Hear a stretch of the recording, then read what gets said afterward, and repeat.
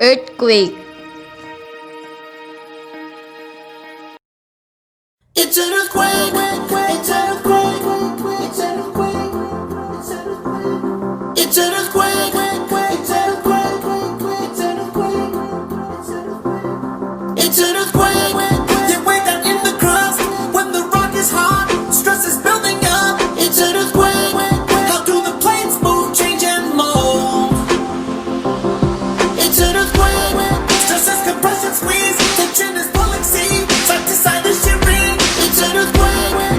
You're rocking bed, stretch, break, and fold. Your stress builds up now. There is a fault now. If this compression, reverse fault now. Pulling up curves, number will appear. If I can slide on, strike, slip, shears. Hold and push, slide. Focus deep inside. Epicenter alright. Yeah, the moving planes go by. It's an earthquake. The first wave will be P. Compressed, expanding C. As waves secondary. It's an earthquake. They're moving side to side. Oh well. Oh. It's an earthquake. Yeah, when they reach the top, the waves transform a lot. Seems like it never stops. Becomes a buzz, but things are over now. The end. Your stress builds up now. There is a fault now. If there's compression, reverse fault now. Pulling up curves, number will appear. If I can slide on, strike, flip, shears. Hold and push, slide. Changes volume and shape too. Focus deep inside. Epicenter alright.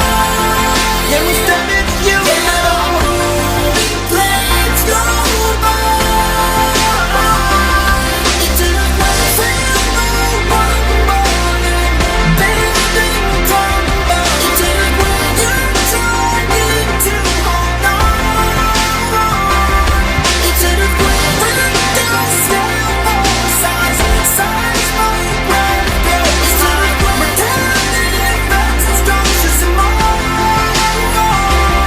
It's an earthquake.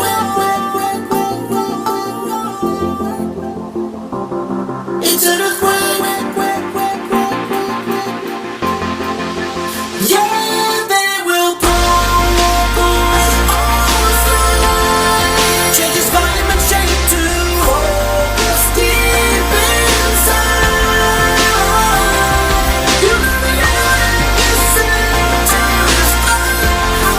Yeah, we'll step in you. And the moving planes go by. It's an earthquake.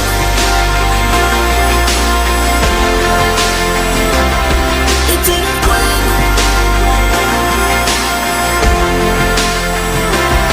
It's an earthquake. It's an earthquake.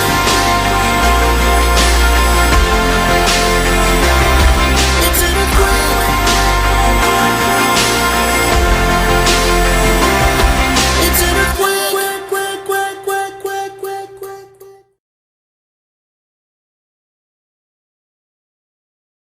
It was late afternoon on March 27, 1964, when the ground in south-central Alaska began to shake as it never had before in North America, and never has since. For more than 4 minutes, centuries of accumulated compression were suddenly released. The magnitude 9.2 earthquake caused part of the Alaskan coast to lurch forward more than 20 meters. The resulting landslides and mudslides devastated towns and cities. In some areas, unstable land began to behave like water, causing buildings and roads and pipelines to sink into the ground, and dozens of tsunamis, the largest of which topped out at 67 meters high, caused catastrophic damage along the bays and inlets of the coast. More than 125 people died in the Good Friday earthquake, which was felt over an area of about 1.3 million square kilometers, and it released more energy than the combined power of every North American quake since. It's been 50 years since North America's largest recorded quake, and its legacy remains enormous, because it was this natural disaster together that ushered in the modern age of earthquake science. Much of what we know today about earthquakes can be traced to work conducted by a handful of geologists in the months and years that followed,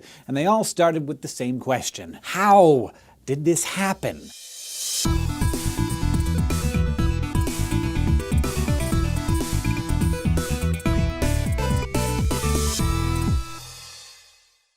To understand what caused the Great Alaskan Earthquake, and really the majority of all earthquakes, we have to start with plate tectonics. Take a look at a map of earthquake activity today, and you'll find that most of the seismic events all over the world take place along the edge of oceanic and continental plates. There are 7 of them, all told, that together make up the Earth's lithosphere, the outermost shell of the planet where you find the crust and the upper mantle. These plates are constantly moving, and they interact with each other in lots of different ways. They can move apart from each other, creating a space known as a divergent plate boundary. When this happens, magma, the molten rock beneath the surface, usually seeps up to fill the crack and form new crust along the boundary. Plates can also push up against each other, creating what's called a convergent plate boundary. Tectonic plates move slowly, just a few centimeters a year, but over millions of years these collisions can create whole new mountain ranges as one plate is pushed up and the other sinks below the surface. Finally, tectonic plates can slide slowly alongside each other, creating what we call a transform boundary. You won't generally find any mountain ranges or lava along these boundaries, but you will find the makings for an active earthquake zone. All of these interactions seem pretty obvious to us today, but not so much just a half a century ago. The theory of plate tectonics had actually been proposed a full 50 years before the '64 quake by German meteorologist Alfred Wegener. But the idea that the Earth's surface floated around in pieces was ridiculed at the time, and Wegener's career was all but ruined. But in the decades that followed, new generations of geologists began discovering things like huge rifts on the ocean floor, which turned out to be the boundaries of Wegener's plates. Even so, by the early 1960s, some scientists saw new crust forming in the middle of the oceans, those divergent plate boundaries, as evidence that the planet was actually growing larger each year. That was the only way they could think of to explain where the other end of the plate had gone. That Alaska quake changed all that. At first, early in the quake's aftermath, some geologists tried to explain the disaster by theorizing that massive plates had just rotated past one another counterclockwise. But a handful of USGS scientists, led by George Plafker, knew that something else had happened, something we'd never studied before. Plafker and his team went to Alaska to study the land, and what they found was weird. In some areas, forests had been submerged under salt water, but in others, rocks with barnacles on them were standing on dry land.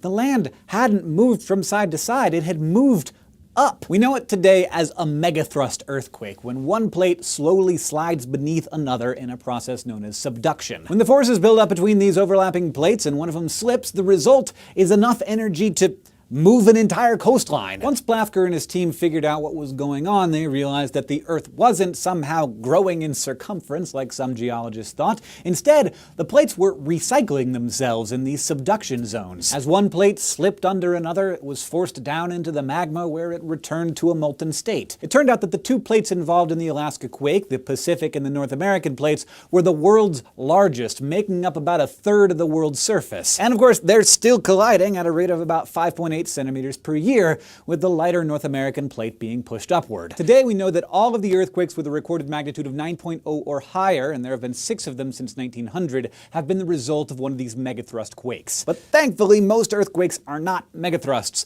The majority occur along those transform boundaries where plates slowly slide past each other. It's this movement that will eventually cause Los Angeles, which is situated on the Pacific plate, to slide right past San Francisco, which sits on the North American plate.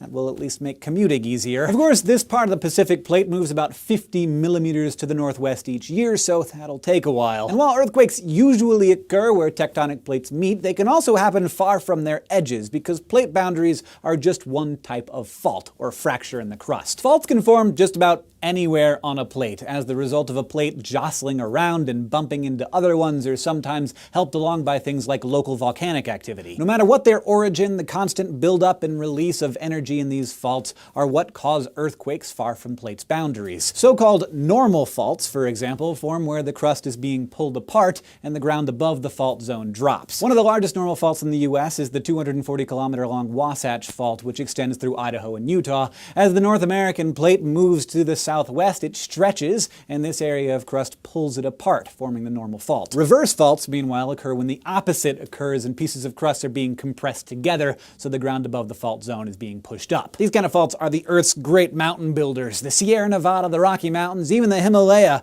are all the result of reverse fault dynamics, and it's also the type of fault that caused that megathrust in Alaska. Then we have strike-slip faults, where pieces of the Earth rub against each other sideways. California's San Andreas Fault is probably the most well-known of this kind in North America, while most of the earthquake activity in southwestern Europe is the work of Turkey's Anatolian faults. Like many other aspects of Earth science, we're still trying to understand all of the forces that cause earthquakes. And while the Alaskan quake ushered in a new era of knowledge in terms of how the Earth is pieced together, scientists are still trying to get a handle on questions like how different temperatures within the Earth affect seismic activity. And then there's the big question of whether and how we can predict them. It'd be nice if we could just monitor tectonic plates and send out warnings when a quake is imminent, but those plates are usually about 100 kilometers thick, and the process that occurs before an earthquake is subtle and pretty much impossible to observe. But maybe the most lasting legacy of the 1964 earthquake is all of the scientific institutions that now exist to study and monitor the activity of the Earth. The U.S. Geological Survey's Earthquake Hazards Program, the Tsunami Warning Center, and the Advanced National Seismic System, which monitors seismic activity around the clock,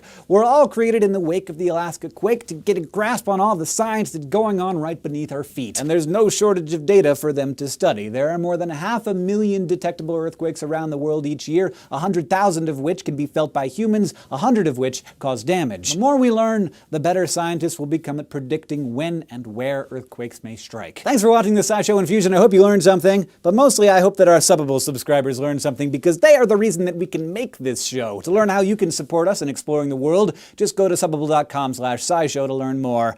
And be sure to check out our new channel, SciShow Space, where you can learn about other kinds of planetary science along with this week in space news. And as always, don't forget to go to youtube.com/scishow and subscribe.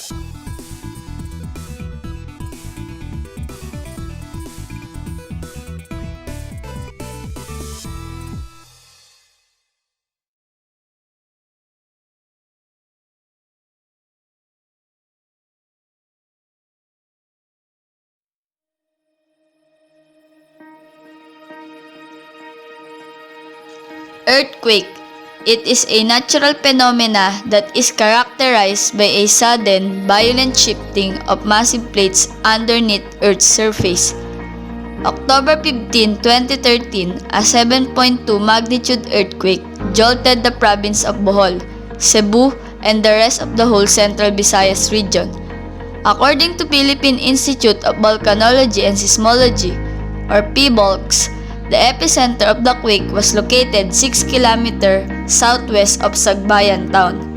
It was the deadliest earthquake in the Philippines since the last 23 years. Wave Beats Music.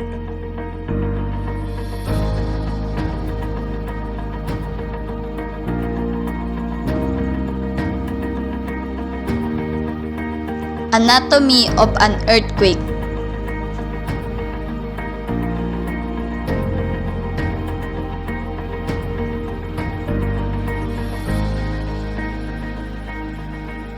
Earthquakes are forms of wave energy that are transmitted through bedrock, the point within the earth along the geological faults where the earthquakes originate is called the hypocenter or focus.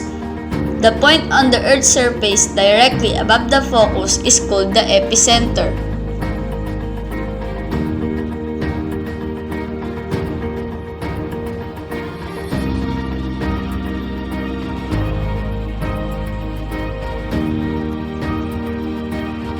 When the hypocenter is located near the surface, from 0 to 70 km, deep shallow focus earthquakes are produced.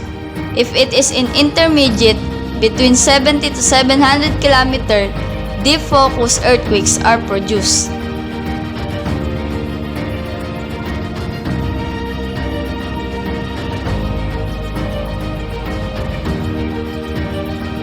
Fault. A fault is a crack across which the rocks have been offset first. Their sizes range from micrometers to thousands of kilometers in length and 10 of kilometers in depth. A fault has 4 parts: fault plane, fault trace, hanging wall, and footwall.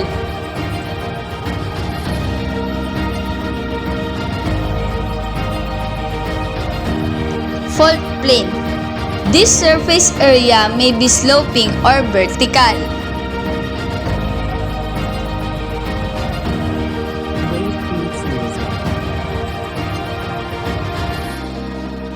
Fault trace or fault line, a line in which may be visible or not that occurs on Earth's surface.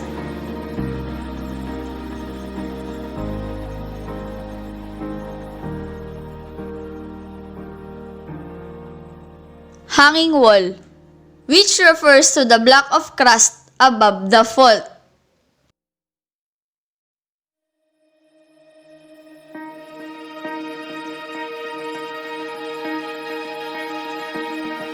Footwall, which is the block of crust below the fault.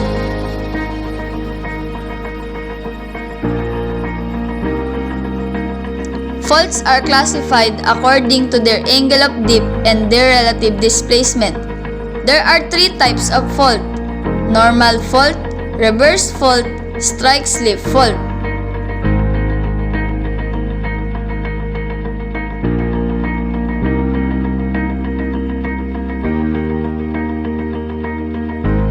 Normal fault, a fault in which the hanging wall moves down relative to the footwall as a result of extension.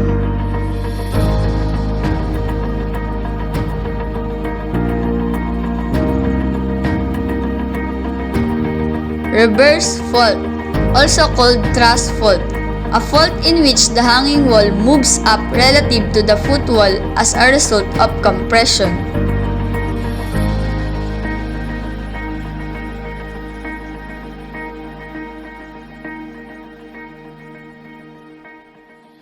Strike-slip fault, a fault in which two blocks of crust slide past each other on the same plane.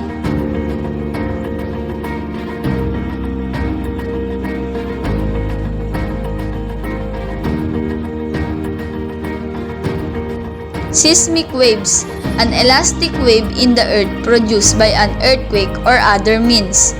Seismic waves are classified into two: surface waves and body waves.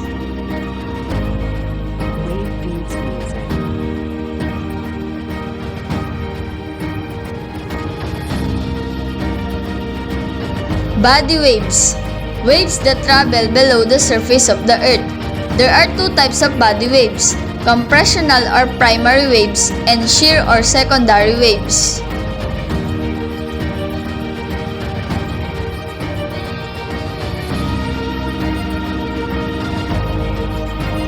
P waves. These waves travel fastest at a speed between 4 to 8 km per second at Earth's crust. These waves can move through all states of matter.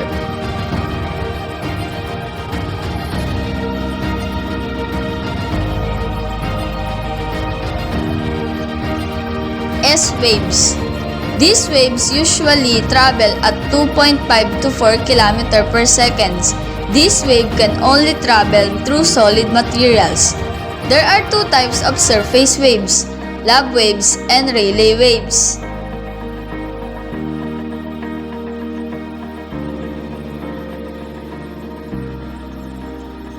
Lab waves move transverse to the direction of propagation but with no vertical motion. They cause rock to move horizontally or side to side at right angles to the direction of the traveling wave.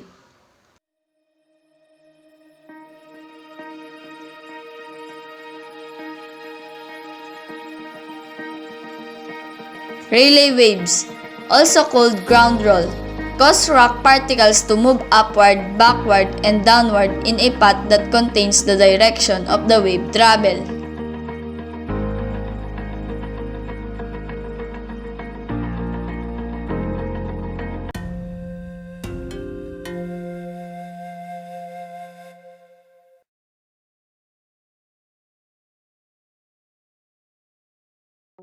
In this video, you will learn how to protect yourself and how to behave properly during an earthquake.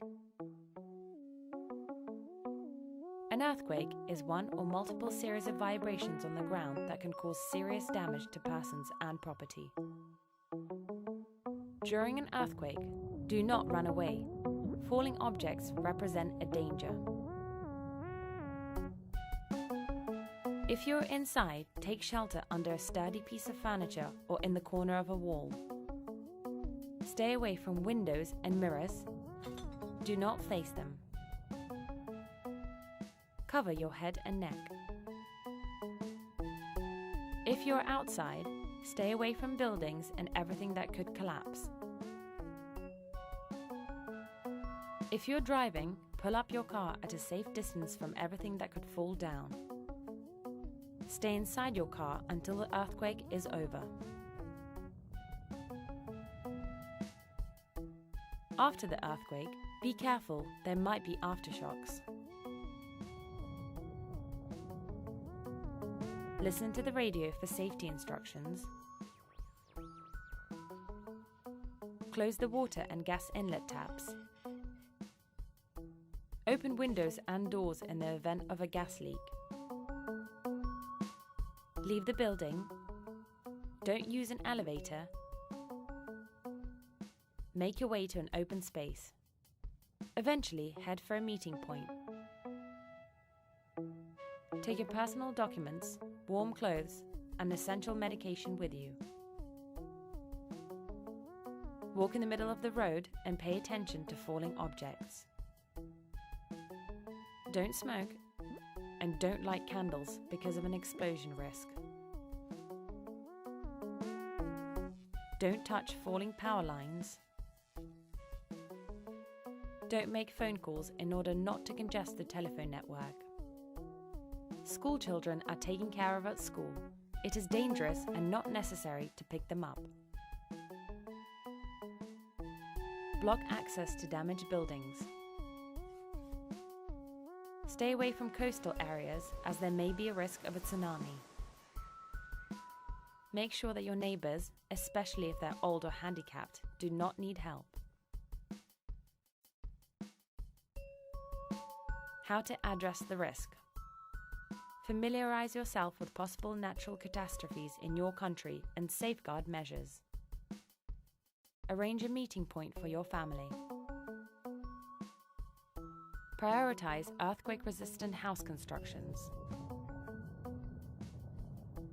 Select your shelter areas. Store dangerous items properly in order to prevent them from falling. Secure devices and heavy pieces of furniture. Prepare your emergency disaster kit and first aid kit.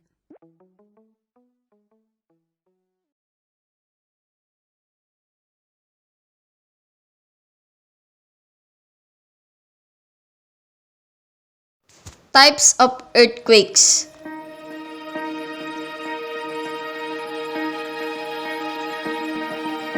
As reported by the National Earthquakes Information Center of the U.S. Geological Survey, there have been an average of 1,656 magnitude 5 or larger earthquakes each year.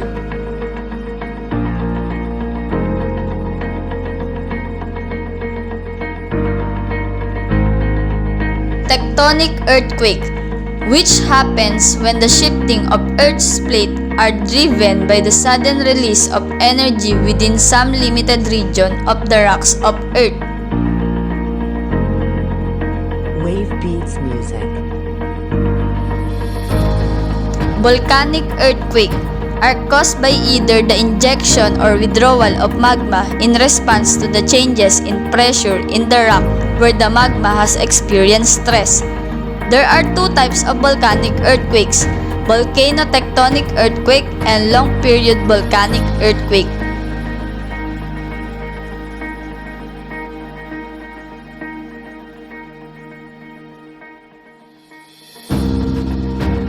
Volcano-tectonic earthquake, which occur after a volcanic activity has taken place. Long-period volcanic earthquake, it is happened after the volcanic eruption.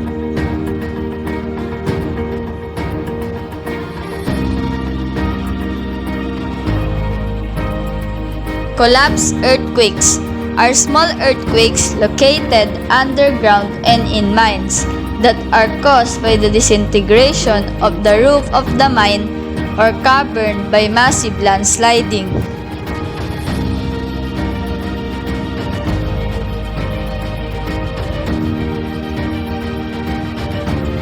Explosion earthquake. It is an earthquake that results from detonation of chemicals or nuclear devices.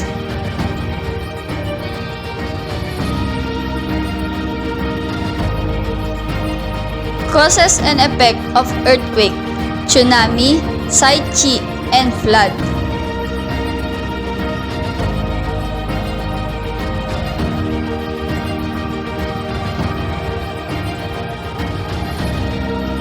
Tsunamis is a Japanese word for tidal wave or a big wave in the port. Saichi refers to a large wave that moves up and down instead of forward. It oscillates in a closed space such as lake, reservoir, or a swimming pool. They can cause overtopping of dams and destruction of structures surrounding the bodies of water, and it causes floods.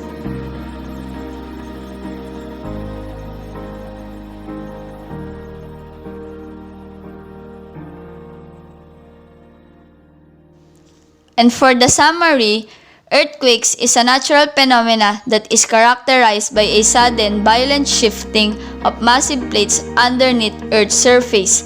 A fault is a crack across which the rocks have been offset first. Fault has four parts: fault plane, fault trace, hanging wall, and footwall. There are four types of fault: normal fault, reverse fault, and strike-slip fault.